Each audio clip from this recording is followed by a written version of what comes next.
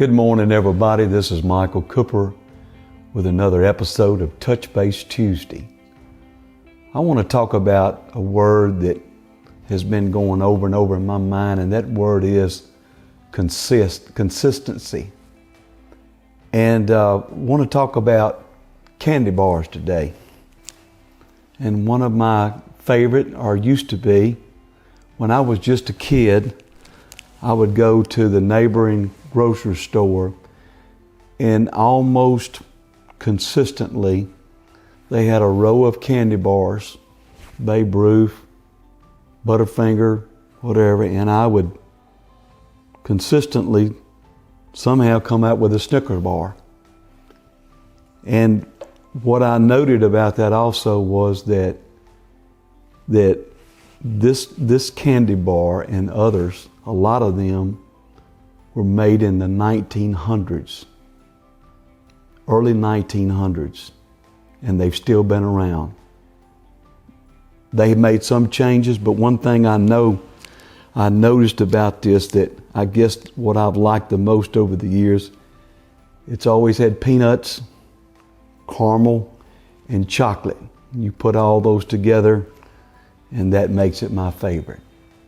But there's a passage of scripture in 1 Corinthians 15 and 58 says, "Therefore, my beloved brothers, be steadfast, unmovable, always abounding in the work of the Lord, knowing that in the Lord your labor is not in vain."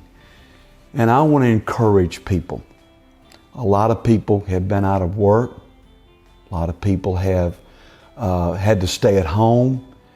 And therefore, their consistency of getting ready, going to work, has just really put everybody off. But one thing I want to encourage you today is be consistent still in living for God, reading His Word, praying.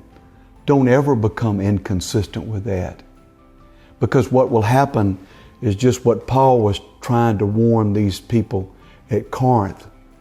They had allowed things to happen in their life to speak to them and say, well, maybe there is no resurrection. Maybe we won't be resurrected. Maybe there's not a hereafter.